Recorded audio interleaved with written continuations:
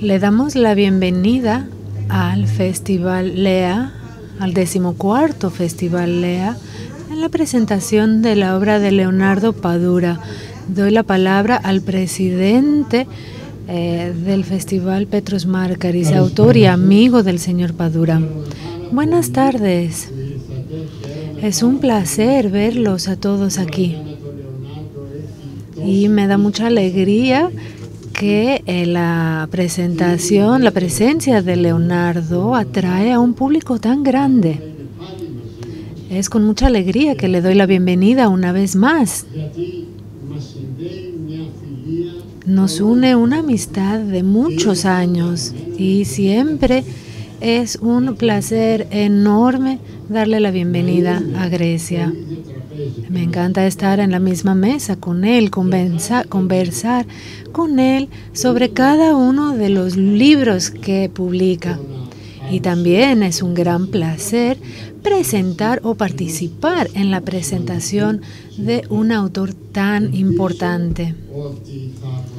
Espero que ustedes también disfruten esta velada y sobre todo a Leonardo, que es por sí mismo un disfrute cuando habla. Gracias.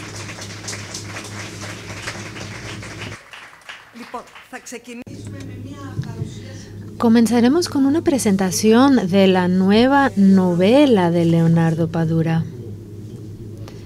Por favor. ¿Sí? Bueno, primero, agradecer, por supuesto, al Festival Lea que yo esté aquí otra vez. Agradecer al museo este espacio y decir algo que me parece muy importante. Y es que Petros Markaris es un poco mentiroso. Él y yo no somos amigos. Los que son amigos son el inspector Jarritos y Mario Conde. Son los que son verdaderamente amigos.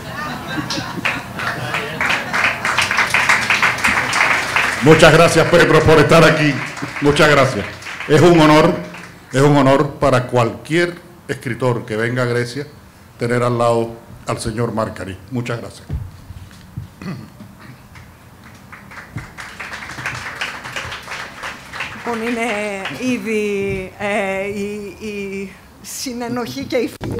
Bueno, ya se ve la complicidad y la amistad.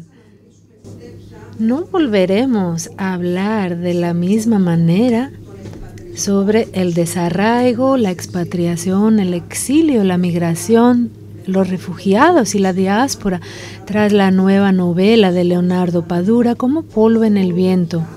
Como ya no podemos hablar de utopías políticas a la manera que hacíamos en 1989 sobre las utopías políticas, tras su novela El hombre que amaba a los perros, dos de sus principales obras que ocupan un lugar destacado en la historia de la literatura contemporánea y se publicaron por primera vez en 2020 y 2009 respectivamente.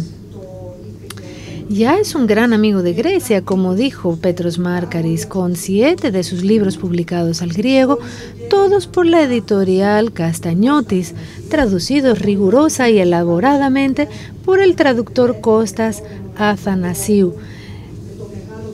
En su última novela, el laureado autor cubano aborda de forma excepcional el gran asunto de nuestros tiempos, el desarraigo, la huida del lugar de nacimiento sin retorno a Ítaca o con dudosas posibilidades de retorno. El dilema de quedarse o irse, que abarca la emigración y los refugiados por pobreza, hambre o guerras, o por el exilio. Sin embargo, este asunto tiene muchas más facetas que hacen que el hombre contemporáneo sufra adversidades muy complejas. Se trata de un tema eterno con dimensiones traumáticas a finales del siglo XX y principios del siglo XXI. Este tema es abordado por Padura con una manera literaria excepcional. Nos hace viajar en el espacio y el tiempo durante los últimos 30 años, en los que la historia no llegó a su fin, pero sí se vio inmersa en un torbellino. Y a través de personajes impactantes e imborrables, nos hace pensar en cosas que nunca habíamos pensado. en cuanto a las decisiones que sangran la vida de las personas. Padura lo logra tomando a Cuba como ejemplo o extracto o concentrado de la dimensión existencial, social, política, cultural, económica, privada y familiar que tiene la historia del desarraigo en Europa, Asia, en el Caribe, en Europa, Asia o África. Le seguimos desde 1990 hasta el 2014, desde el 2016 hasta mediados de los años 80 y de nuevo hasta el mañana que se está empezando a entrever. Nos lleva de La Habana a Madrid, a Barcelona o a San Juan de Puerto Rico, de Miami a Boston o a las praderas del noroeste de los Estados Unidos y de vuelta a La Habana. Y no recurre nunca a los clichés sobre la inmigración, el sentimentalismo, el didactismo, ni a la corrección política, ni a los dilemas fáciles. ¿Cuántas vidas se esconden dentro de nosotros? ¿Quiénes somos? ¿En quiénes nos convertimos cuando nos vamos o cuando nos quedamos? Cuando alguien se da por vencido, ¿qué empuja la vida hacia un rumbo inesperado? ¿Por qué una persona abandona su patria, el lugar con el que tiene una relación de sangre? ¿Por qué se va sin dejarla, cargando su casa cultural a espaldas? ¿Por qué hay gente que renuncia a su patria? ¿Y qué significa libertad para todos y cada uno de nosotros? ¿Cuán pesada es la carga del pasado? Estas son las preguntas que posa en su libro Padura. ¿Cuánto se paga por decisiones radicales y desesperadas para las que no hay vuelta atrás? Todas estas son frases tomadas del libro. ¿Qué significa rediseñar el pasado, como Elisa, la veterinaria, que está constantemente en alerta aunque haya cambiado de nombre? ¿Cómo se siente alguien viviendo como un huérfano aunque su padre esté vivo en algún lugar? ¿De dónde se puede sacar la fuerza de irse sin mirar atrás dejando a un hijo solo? ¿Cómo se siente una cubana que creyó en la utopía de la Revolución Cubana al enterarse de que su nieto será francés? ¿Qué significa decidir ser otra persona y sin embargo no dejar de ser el mismo? ¿Qué significa haber crecido en los márgenes absolutos, haberse endurecido en la miseria, haber estudiado en Cuba, doctorarse en neurocirugía en España, encontrar una nueva esposa en Barcelona, poder enviar dinero a Cuba, pero sin haber visto a los hijos por 16 años, como es el caso de Darío, que se ha vuelto rico y apoya el nacionalismo catalán? ¿Qué significa quedarse atrás como Clara, una ingeniera sin trabajo, sola, con 2 hijos adolescentes, en plena crisis dentro de la crisis que aplastó a Cuba entre 1990 y 1996, cuando se disolvió la Unión Soviética y abandonó su apoyo financiero a Cuba, mientras el embargo comercial impuesto por los Estados Unidos ya llevaba 30 años? ¿Qué significa ser un ciudadano estadounidense de origen cubano como Adela, de 25 años, y condenar con fervor la política de su país hacia Cuba? Padura aborda todo esto en su novela a través de personajes, historias, relatos dentro del relato, que se entrecruzan, elevando constantemente la temperatura y el suspenso de la narración. Pero Padura no habla de política, no aconseja, no juzga a nadie, no politiza, ni siquiera al chivato, ni siquiera al que acabó siendo alcohólico, ni siquiera a aquellos que se fueron arriesgando sus vidas para llegar al otro lado, a los Estados Unidos, donde algunos se arraigaron y comenzaron a vetar por los republicanos, mientras que otros encontraron su camino en otros lugares. Es muy interesante que Padura también escucha a la nueva generación, los hijos de esta generación dispersa, que abordan el pasado de una manera diferente y tienen esperanzas diferentes en cuanto al futuro. El propio Leonardo Padura decidió conscientemente quedarse en Cuba, incluso durante los años de la terrible crisis, incluso cuando se volvió famoso como autor. Hoy cuenta con 14 novelas y 50 premios, entre ellos el Premio Nacional de Literatura de Cuba 2012, el codiciado Premio Princesa de Asturias de las Letras 2015, para la totalidad de su obra y por el cual también se le concedió la nacionalidad española, y también la Orden de las Artes y las Letras de Francia el 2013, y ya desde 1998 el Premio Hamed por su cuarta novela policíaca. Estudió filología y trabajó de periodista por 10 años. En 1991 sacudió la ortodoxia literaria cubana con su obra Pasado Perfecto, la primera de sus 9 novelas policíacas. La última, traducida al griego, es La Transparencia del Tiempo.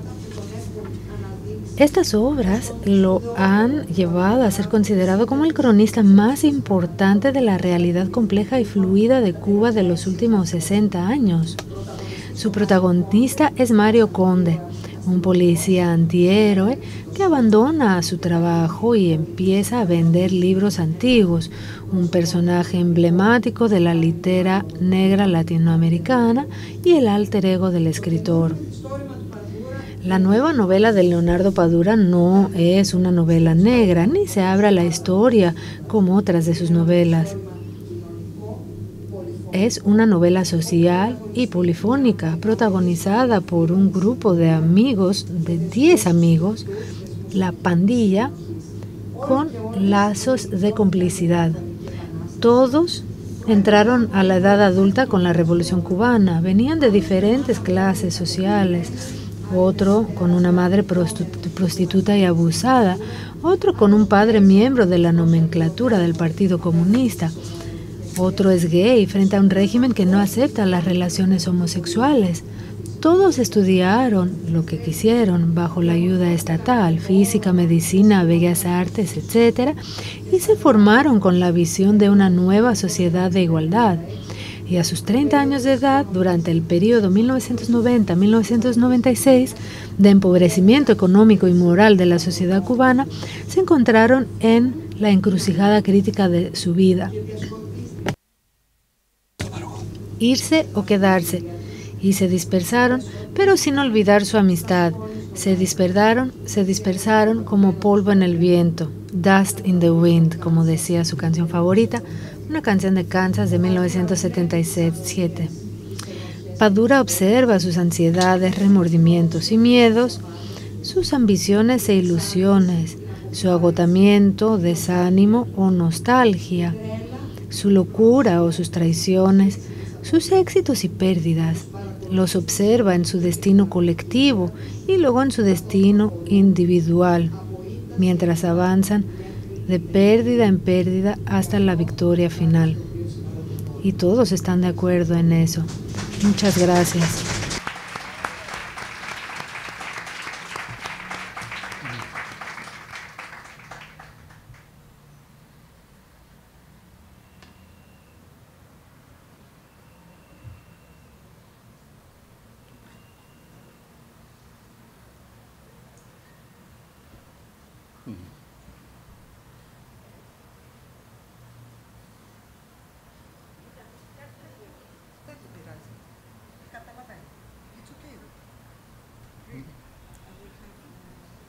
Will make me question. No, you make a comentario. Then I ask okay? And I will have Bueno, repito, esto es lo que se llama un bache en términos dramáticos. Bueno, repito mis gratitudes y las buenas noches para todos los acá presentes. Ahora tengo que agregar, pero tú no tienes, ponte este y cámbialo de canal. Cámbialo de canal. tengo que agregar el agradecimiento a las palabras de Miquela, que me crean un tremendo problema. Y es que después de todo lo que ella ha dicho, yo no sé qué voy a decir yo, porque ha hecho un profundo recorrido por lo que yo intenté decir en esta novela. Creo que en lo que ha leído Miquela hay un elemento que de alguna forma revela el espíritu de este libro. Este es un libro en el que yo me hago muchas preguntas y casi nunca tengo respuestas. Creo que dar una definición,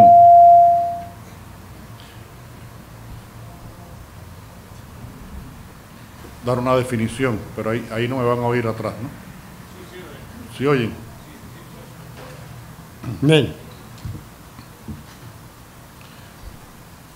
Dar una definición para dramas que son fundamentalmente de carácter humano y que tienen que ver con decisiones tan drásticas como decidir vivir lejos del lugar al cual uno pertenece y comenzar una nueva vida que implica a veces un aprendizaje total y radical de otros códigos, a veces en territorios en que por suerte se habla la misma lengua, a veces con territorios donde no se habla la misma lengua y entonces es mucho más complicada esa integración.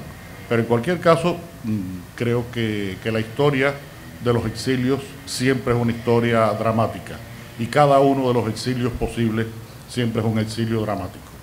Y estamos hablando de exilios, no de decisiones de ir a vivir a otra parte. Y creo que esa es la diferencia y lo que un poco singulariza la historia de estos personajes cubanos en su relación con quedarse en Cuba o salir de Cuba.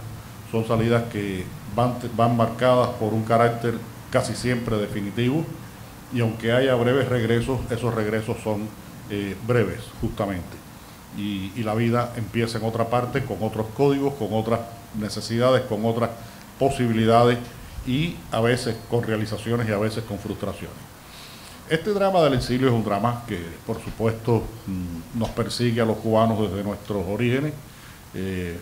Yo escribí hace 20 años, publiqué hace 20 años, una novela en que el personaje central es el poeta romántico José María Heredia.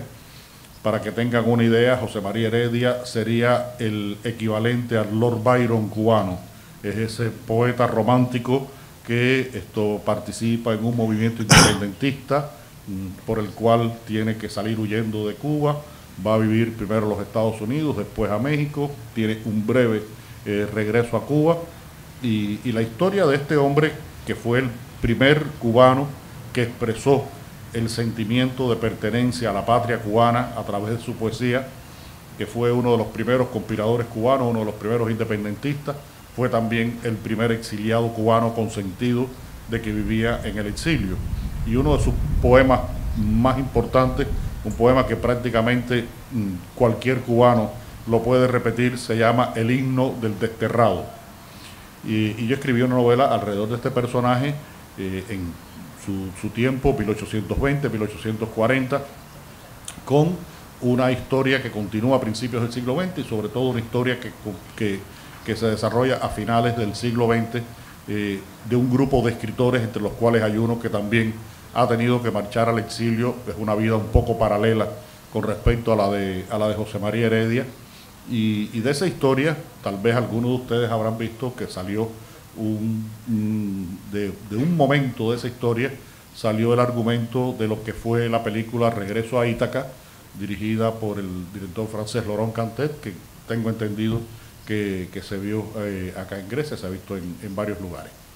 Pero el tema no me quedaba suficientemente resuelto con esa novela y con el guión que escribí para Laurent Cantet, para esa película.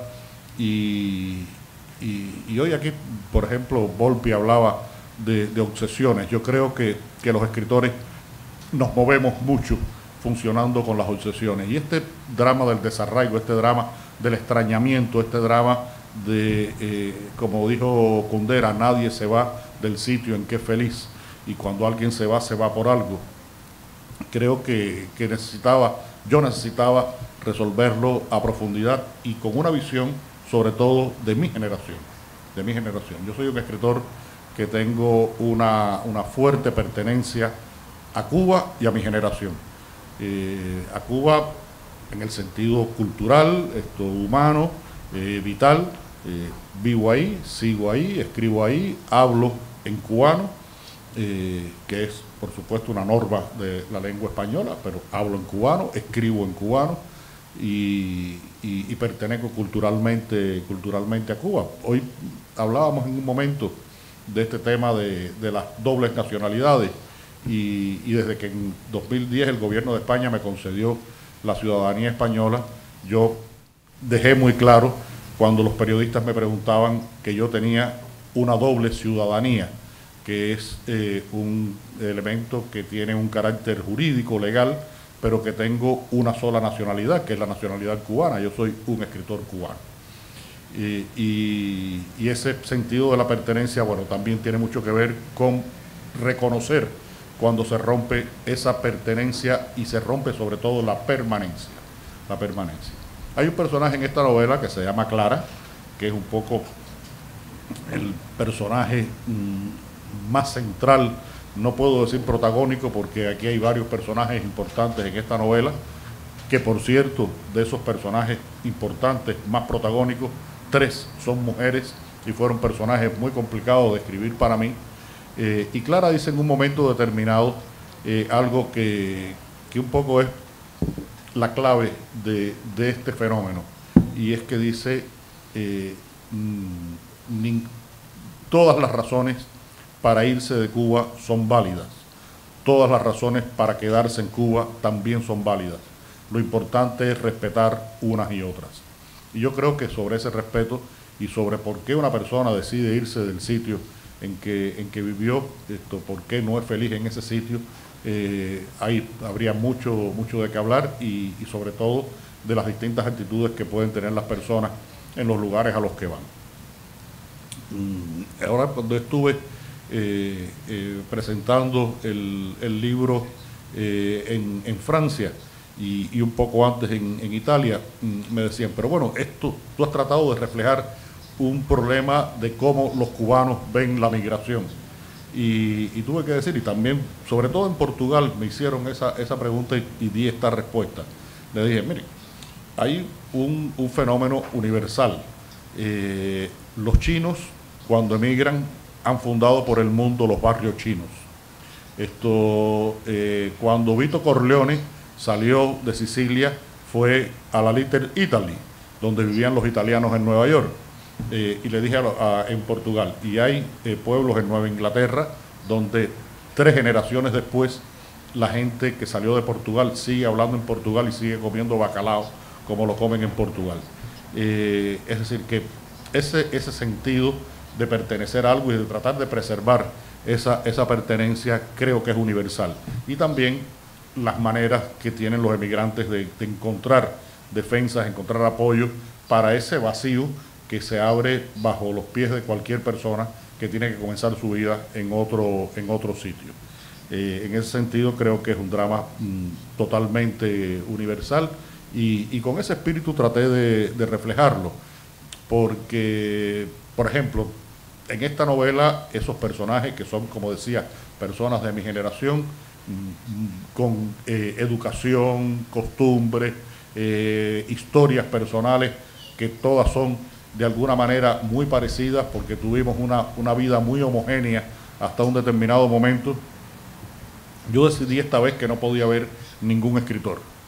No podía haber ningún escritor porque ya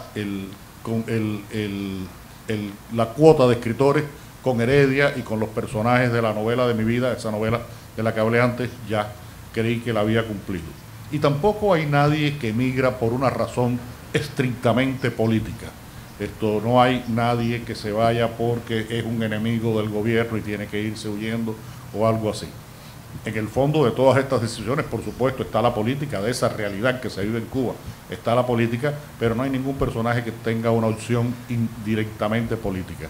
Y con eso traté de ver todas las variantes posibles que pueden existir en estas decisiones, tanto de las de irse como las de permanecer.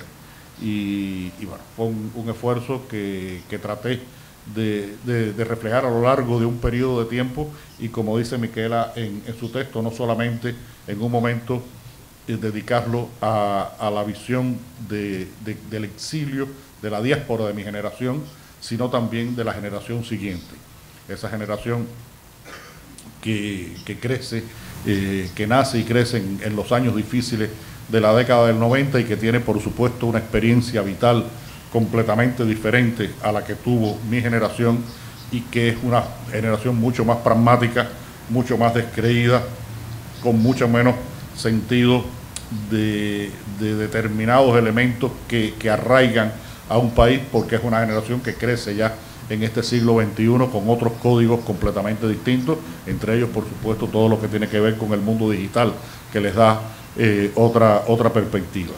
Y hay un momento clave de esta novela, también alrededor del personaje de Clara, que define mucho el sentido de esa otra generación, de por qué migra esa otra generación, y es cuando su hijo mayor, que se llama Ramsés, que está estudiando ingeniería igual que ella en la universidad, en la misma facultad donde Clara se graduó de ingeniera 30 años antes, baja un día a la cocina de la casa a la hora del desayuno y no va vestido como para ir a la universidad. Y Clara le pregunta, pero apúrate, tienes que vestirte, que tienes que llegar a la escuela. Y él le dice, no, es que hoy no voy a ir a la universidad. Dice, ¿y por qué no vas a ir? Porque ya no voy a ir más a la universidad. Dice, ¿cómo que no vas a ir más a la universidad? Sí, ya, voy a dejar la universidad, porque me quiero ir de Cuba. Y Clara le pregunta, pero ¿por qué tomaste esa decisión? Dice, porque no quiero que cuando tenga tu edad, verme en la posición en que estás tú. Ramsés le da un mazazo en la cabeza a su madre con esa respuesta, pero Clara entiende que es la respuesta que ella se merecía para la pregunta que le hizo a su hijo. Y de esos desgarramientos y de otros mayores está plagada esta novela, porque es una novela de eso, de desgarramientos y de desarraigos que siempre son dolorosos y dramáticos. Έχει πολύ ενδιαφέρον, νομίζω ότι έχετε τρεις πολύ δυνατούς γυναικείους χαρακτήρες, δηλαδή... Mujeres muy importantes, es algo nuevo en su literatura. Creo, Petros, que personajes tan fuertes no ha tenido Leonardo Padura en sus obras. Sin embargo, es verdad, siempre Leonardo ha tenido una buena relación con personajes, con mujeres en sus obras. Sin embargo, aquí es una quintesencia de la mujer dentro de su novela. Esa es la diferencia que antes. Tres personajes femeninos importantes en esta novela. Ya he hablado bastante de Clara. Clara es la dueña de la casa donde se reúne este grupo que se hace llamar el clan. Se empiezan a llamar el clan en un momento determinado, y en una fiesta del año, un cumpleaños de Clara del año 1989, se hacen una foto de ese grupo y a partir de ahí comienza la dispersión. En esa foto está una amiga de Clara, amiga del grupo, un poco la líder natural, que se llama Elisa, una estudiante de veterinaria que está casada con uno de los miembros del grupo, un matemático que se llama Bernardo, y unas semanas después Elisa desaparece. Elisa está embarazada, se sabe que está embarazada y Elisa desaparece. Y entre los amigos hay algunos que saben que Bernardo, el esposo de Elisa, es infértil, no puede tener hijos. Y ella, sin embargo, está embarazada, y a partir de ahí comienza un gran misterio con respecto a quién puede ser el padre de la criatura que está engendrando Elisa y a dónde fue a parar Elisa. Y hay un personaje que aparece unos años después en Nueva York, que se llama Loretta, que es la madre de una joven, Loretta es una cubana, madre de una joven que se llama Adela, que va a Miami a estudiar la cultura de la familia, de sus orígenes cubanos. En Miami conoce a un joven que ha salido de Cuba cruzando la frontera de México, intentó salir como balsero, la balsa no llegó a la Florida y después sale por México, cruza la frontera de México, como está pasando ahora mismo con miles de cubanos, y ese joven ese joven cubano, ingeniero, graduado de ingeniero en Cuba, y Adela comienzan una relación, y un día ven en el Facebook que acaba de montar Clara una foto de ese grupo de amigos que se tomó en el año 1989, y Adela descubre que su madre no es Loretta, sino es Elisa, la que está en esa foto, y el vientre, el ser que está en el vientre, la criatura que está en el vientre de Elisa es ella, es Adela. Así comienza esta novela, y con esos tres personajes femeninos en el centro. Ese personaje de Elisa es un personaje muy fuerte, un personaje que a mí mismo me sorprendía en ocasiones con actitudes que yo no sabía que podía tener, y que en el proceso de escritura fui conociendo. Clara es un poco, es la madre, es casi como la patria, porque de alguna forma esa casa de Clara, que va pasando por distintas etapas, una etapa de esplendor, una etapa de decadencia, una etapa de recuperación, es un poco la imagen de Cuba. Y Adela, que es el resultado de esos exilios, de esos desencuentros y de las relaciones entre ese grupo de personas que estuvieron tan unidas en un momento determinado y emigran. Pero bueno, hay también una serie de personajes masculinos importantes en esta novela, y un personaje que a mí me gusta mucho, que se llama Irving, un diseñador homosexual que se va de Cuba porque tiene miedo, ha tenido un problema con la justicia que no fue demasiado drástico, demasiado complicado, pero adquirió el mal del miedo y decide irse de Cuba huyendo de ese miedo. Y es un personaje que de alguna manera siempre mantiene una relación de cercanía con todo el grupo y con Cuba. Hay un personaje que se llama Darío, del que habla un momento acá Miquela, que sale a hacer su doctorado en neurocirugía, se queda en Barcelona, empieza a irle bien, conoce a una señora catalana, una mujer catalana con plata, tienen segunda residencia, como cualquier persona con plata, y empieza una evolución ideológica muy violenta que lo lleva junto con su mujer a ser nacionalistas catalanes, independentistas catalanes. Y yo me preguntaba por qué Darío llegaba a tener esa postura, y toda la razón está en que Darío está huyendo de algo. Darío también huye de algo, y se sabrá casi al final de la novela de qué horror mayor está huyendo Darío para que se aleje tanto de lo que fue, para que niegue tanto lo que fue su vida. El personaje de Bernardo, ese personaje que no puede tener hijos y que termina alcoholizado después que se va Elisa de Cuba, un cibernético matemático, un hombre bello, era el mejor jugador de baloncesto del Instituto Preuniversitario, esto con éxito en todo, con padres muy bien colocados. Pues bueno, su vida va por una pendiente absoluta y termina con una recuperación de sí mismo gracias al amor y gracias a la religión. Se convierte en un católico ferviente que va todos los domingos a misa, deja la bebida y tiene como una redención a través de este encuentro con Cristo, con la religión católica. Y así cada uno de estos personajes va teniendo su historia dentro de Cuba, fuera de Cuba, creando un abanico de posibilidades de lo que pueden ser las vidas de las personas. Y todo esto, hay un elemento que es importante, y es que son personajes de ficción, pero que están fuertemente inspirados en personas reales que yo conozco. Cada una de estas historias tiene el apoyo de personas reales que yo conozco y con las cuales he convivido en Cuba y a las cuales he conocido y con las cuales tengo relación de cercanía, de amistad, en muchos casos fuera de Cuba.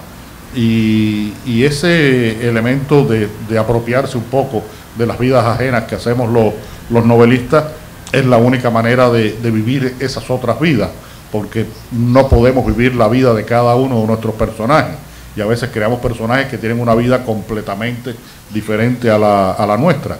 En mi caso, siempre que hablo de esto, pienso en el personaje de Ramón Mercader, en El hombre que amaba a los perros.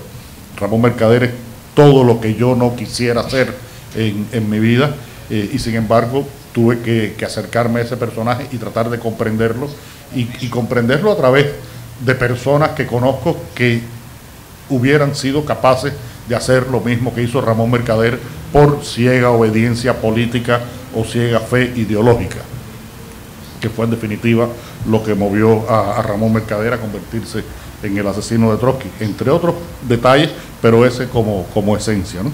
Entonces, bueno, estos personajes femeninos de que hemos hablado, de que ha hablado Petros, de que ha hablado Miquela, son un poco los tres puntales dramáticos de esta novela, y su propia construcción fue muy complicada en el sentido en que son mujeres, muy mujeres, muy mujeres, y eso siempre es un reto para alguien que no pertenece a ese grupo privilegiado de personas que son las mujeres. Πάντως μην νομίζετε ότι έκανε spoiler τώρα, δηλαδή ό,τι μας είπε. Realmente todo lo que el autor nos acaba de relatar no nos permite imaginar los giros que da la narrativa dentro de la novela. El suspense no para hasta el final. Y creo que Petros, ¿estás de acuerdo con Leonardo Padura en cuanto a la relación con las personas que ya conoces y que entran en tus novelas? Sí, lo mismo pasa en mi obra también. Yo nunca me siento en mi oficina o nunca me siento en mi escritorio y trato de imaginar un personaje. Siempre me inspiro de alguien que conozco y creo un personaje alrededor de esta persona real. No soy de los autores y por ello entiendo perfectamente a Leonardo, que se imaginan una persona. Yo no creo una persona en mi imaginación, siempre parto de una persona real.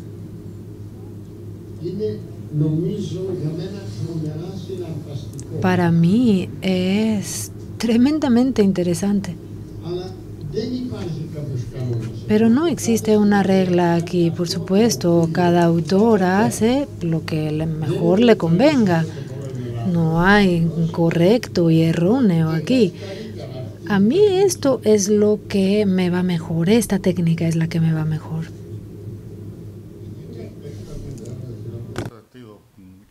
Es que la literatura de Petros, y yo pretendo que la mía tenga ese mismo carácter, tiene un fuerte componente social y de crónica social. Yo creo que no es posible entender a plenitud lo que ha sido la sociedad griega de los últimos 25 o 30 años si uno no ha leído las novelas de Petros Márkaris. Y eso es una característica que compartimos también en el sentido genérico, porque el tipo de literatura policíaca que escribimos es una literatura que no trata de crear y de construir misterios insolubles, tramas complicadas. La complicación de la trama y el misterio está en las propias vidas de los personajes, en su relación con la sociedad en la que viven. Y por eso tenemos que alimentarnos de estos personajes que están ahí en la realidad. Yo cuando he dicho en muchas entrevistas que soy un escritor que tengo muy poca imaginación, los periodistas a veces me dicen, ¿pero cómo vas a decir eso? Y digo, no, sí, es que yo no soy capaz de, perdón, de fantasear. Yo lo que hago es leer la realidad y a partir de la lectura de la realidad empezar a hacer una escritura de esa realidad. Y creo que de alguna forma es también lo que hace mi colega y amigo Petros Markáris. Sí, es exactamente eso. Yo también hago una lectura de la realidad y después esto me lleva al mito. No me puedo quedar simplemente en casa a imaginarme una historia. Para mí es imposible y por ello comprendo totalmente a Leonardo cuando lo dice. Para mí es primordial hacer una lectura de la realidad. Solo así puedo comenzar. Y quizás sea por eso que sus libros tienen este impacto. Porque realmente se basan en las debilidades humanas y en una observación muy astuta del presente.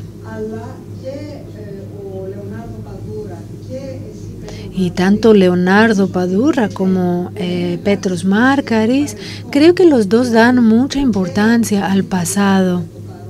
Nunca hablan del presente sin antes negociar el peso del pasado.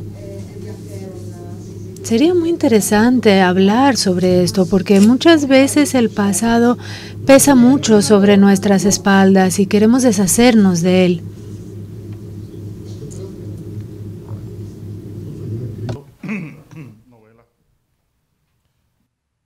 De carácter histórico, porque ni mis novelas policíacas son propiamente novelas policíacas, ni mis novelas históricas son propiamente históricas. Yo utilizo determinados recursos de esos géneros o componentes factuales, argumentales, como un acontecimiento que ocurrió en un momento determinado, pero siempre estoy yendo a la historia para entender el presente. Yo creo que la relación, hay novelas históricas que nos cuentan la historia de la historia. Yo me voy a la historia para contar la historia del presente. Una novela como El hombre que amaba a los perros, los que la han leído sabrán que es una historia que trato de explicarme qué pasó con mi propia vida, a través de ese recorrido por una historia de la perversión utópica del siglo XX. Y cuando en una novela como Herejes hablo del conflicto judío, del libre albedrío, de la libertad individual, estoy hablando de mi propio conflicto con respecto a mi sociedad y la práctica de la libertad en mi sociedad. Entonces, la historia, como historia, me interesa conocerla, pero como escritor lo que hago es valerme de la historia para que funcione como un espejo o como una manera de comprensión mucho mayor del presente. Y creo que tú también, Petros, quisieras compartir algo sobre esto. Creo que tienen la misma manera de abordar esto. Sí. También para mí es muy importante encontrar un vínculo con el presente. Para encontrar esta relación en el presente, he de averiguar cómo esto se remonta al pasado. Por hacer simplemente una referencia sencilla, se trata de la relación del inspector Jaritos con Zisis, perdón. Esto se remonta a la guerra civil y al odio de la guerra civil. Y ahora mismo, esta evolución del odio del pasado se convierte en una relación amistosa extremadamente estrecha que en la práctica se convierte en una relación de parentesco, porque el nieto de Jaritos pasa a tomar el nombre de Zisis. Entonces, para mí, es muy importante ver esta evolución para comprender el presente. No lo puedo comprender de otra manera. Y a menudo el pasado es para mí muy importante también a nivel personal. Para yo poder llegar a crear a Adriani, una mujer que comienza desde un entorno muy, muy pobre, tenía que investigar el pasado de mi propia madre, que venía de un pasado parecido. Y todo este vínculo con el pasado es realmente lo que hace es alimentar el presente. Bueno, y ahora voy a pasar a una pregunta un tanto más cubana al señor Padura.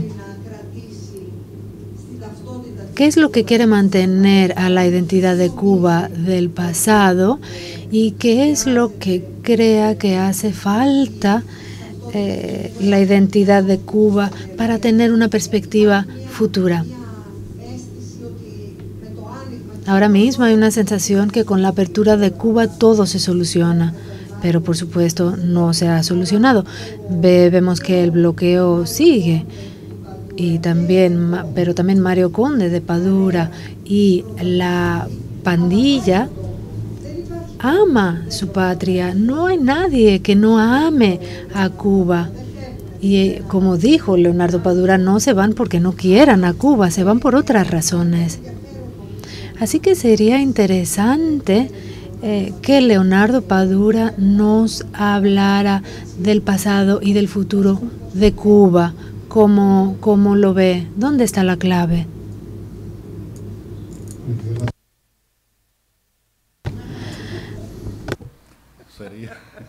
Me sentaría en la esquina de mi casa y cobraría a $10 la respuesta y ganaría muchísimo dinero.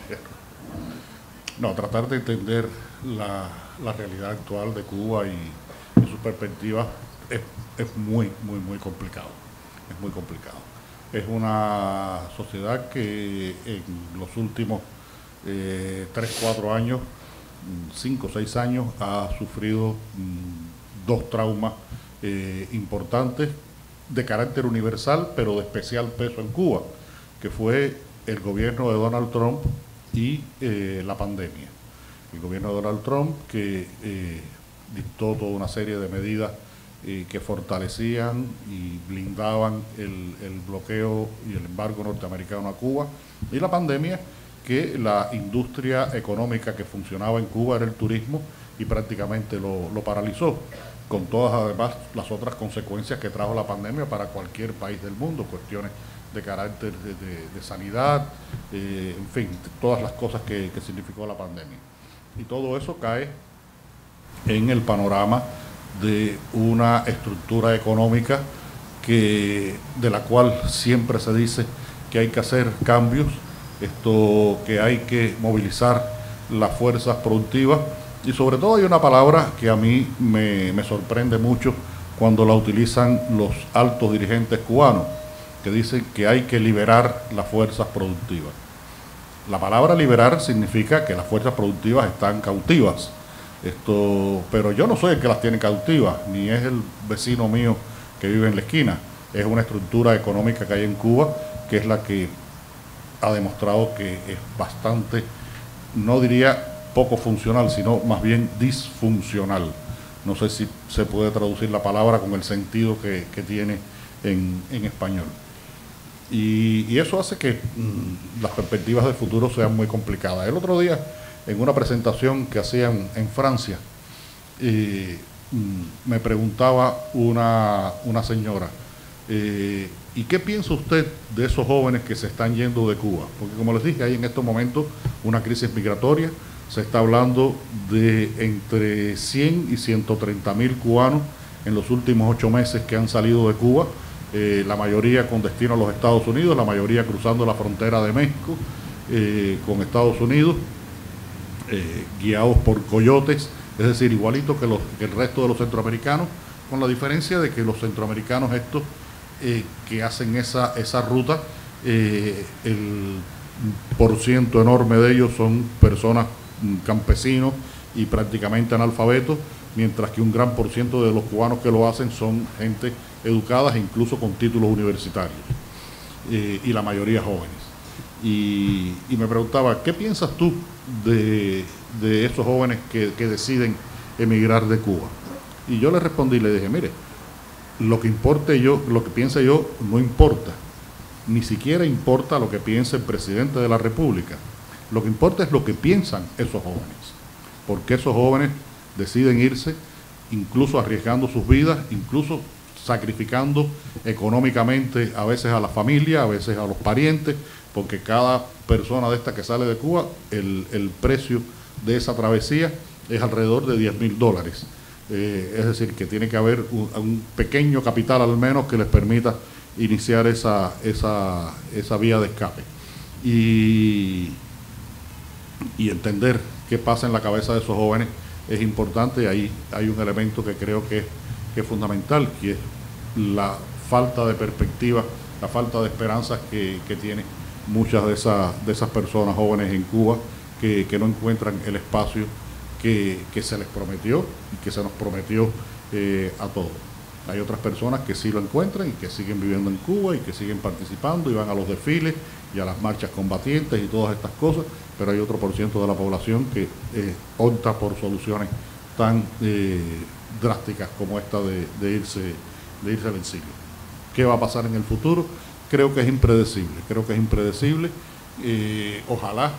Siempre me preguntan, ¿cuál sería tu ideal de futuro para Cuba? Y yo siempre tengo una respuesta: que un médico cubano viva decentemente de su salario. Y pongo como ejemplo al médico porque creo que son personas que entregan algo que los otros que nos dedicamos a estos oficios tan inútiles somos incapaces. Nos entregan algo que es la posibilidad de salvarnos la vida en un momento determinado. Y que un médico no pueda vivir dignamente de su salario en un país como Cuba es algo que se ha repetido durante mucho tiempo. Tengo un amigo médico que en una época se dedicaba por la noche a mover a los pacientes en su automóvil y decía que su hobby era la medicina y su profesión era ser taxista, porque vivía de hacer sus viajes con el taxi y no de lo que ganaba como médico.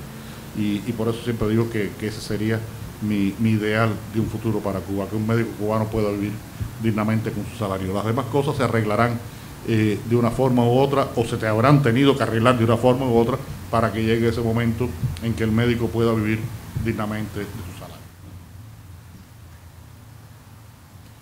Να το ευχηθούμε αυτό και για τους Έλληνες γιατρούς. Vamos a esperar lo mismo para los médicos griegos. Muchas gracias. Lamento que tenemos que terminar nuestra charla porque vamos esta noche hoy acabará con una colaboración musical. Muchas gracias por estar aquí con nosotros.